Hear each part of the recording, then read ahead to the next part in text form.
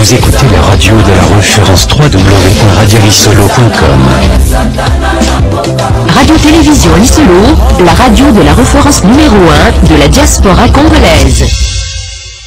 Mbote na bandeko nyonso vous allez brancher sur la 3W Radio-Télévision Lisolo ezali toujours yabino DSV Diana sur le foot de vous pertal.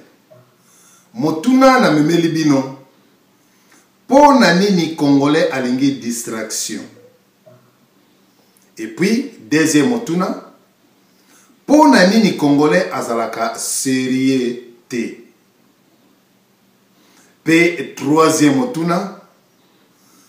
Pour nani congolais ayebaka eloko oyo ye alingite. Na motuna na ngai soki na tuni na koloba ete nazali na mawape pasi na kati na motema.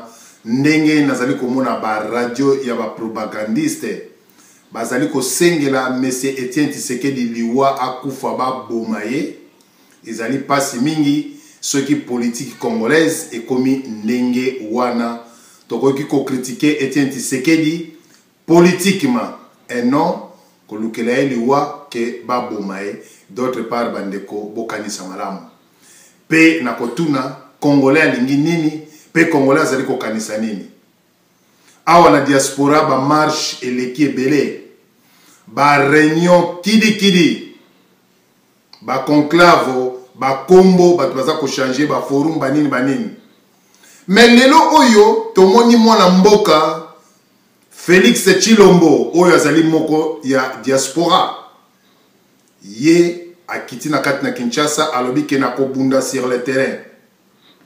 Motuna na rotuna bino kobunda na poto Kabila kokende ou bien esenge na congolais nyo surtout pe ba congolaise kokita na kati na Kinshasa mwana mboka Félix Tshilombo akiti na kati na Kinshasa akei kobunda sur le terrain lelo ko mba mirmir ale mbongo bafutiye boyena bo siko tozo comprendre te bitumbango etika la kana ba marche na ba conclave ba to bayemba ka kende liboso zonga sima nayebi eloko peuple congolais alingité nayebi te soki to lingaka ka distraction ou bien to lingi mboka ya Congo. Alors moi na mboka Félix Tshilombo ya kiti na kati na Kinshasa pona ko telemisa peuple congolais na soulèvement na ba makambo belé pona ko lakisa bana mboka keno mboka ezali ko kende mabe.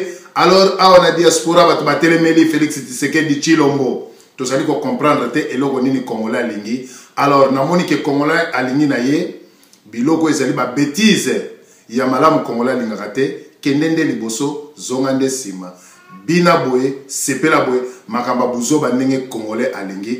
Voilà toyebi esika tozali te bandeko nyonso obolandi biso bozala ki branché sur la 3W Radio-Télévision Lisolo ezali toujours yabino DSV Diana sur le foot de vous pertal mwana mama na tikibino bye bye.